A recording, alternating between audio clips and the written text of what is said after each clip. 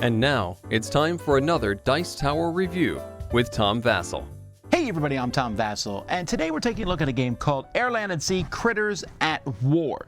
Now, I reviewed Air, Land, and Sea from Arcane Wonders a year or two ago, and I liked it.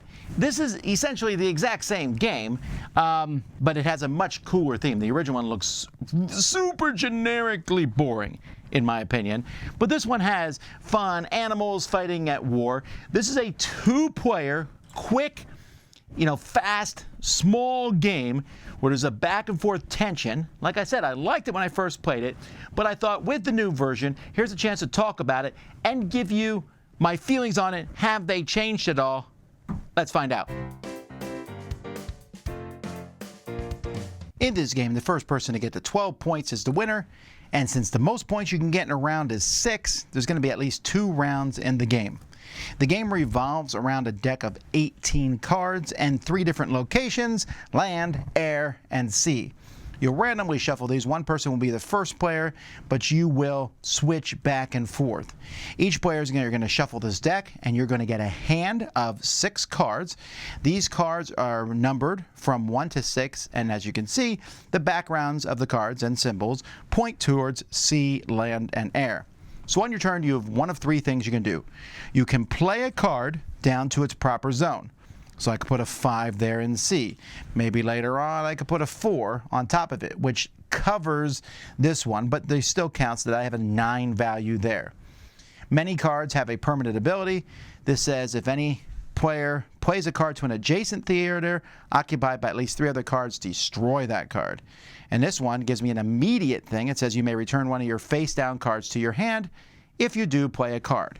So you always want to pay attention to what these are. Here it says you may move one of your cards to a different theater. So let's say, for example, I play transport here, and I have containment here. I could move containment to land, even though normally it can't be played there. You can also improvise, and in that case, you just flip the card over. It's a 2, and that can be played anywhere.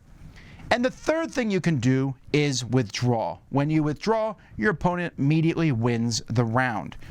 But here's the deal. If you finished a round out completely, where each player plays all 6 of their cards, you're going to compare the numbers on each of these.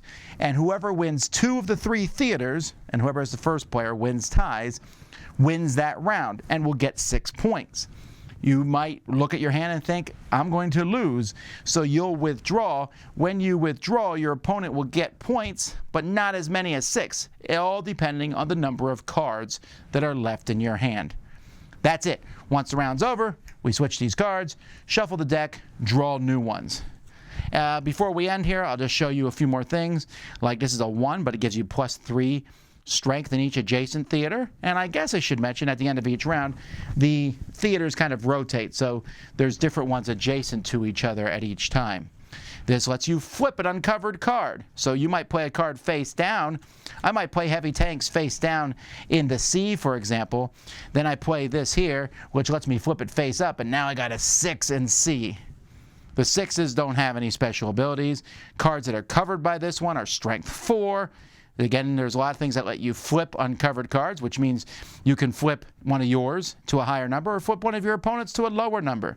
But there's only 18 cards, so you'll learn what they all do very quickly. Now this is essentially a micro game because you have 3 big cards, 18 small cards, and some coins. This can fit in a small container, and I know this because I've done so. The cards themselves have a light linen finish on them, so they're fine quality. I really like the artwork on this. With the animals, it makes it a little less. The original Air, Land, and Sea, it frankly looks really boring. So this is more silly, like, animals shooting each other. If you don't like the war theme, you're probably still not going to be happy with this, but I just think that the artwork is cute, it's great, it works well. The tokens are fine. The first and second player cards are nice, and then you have a very short little rule book that clearly explains how to play it. So very small, but it works. I have to say that when I first played Critters at War, I remember my very first reaction, I was like, it's okay. Then I played it some more and I enjoyed it more.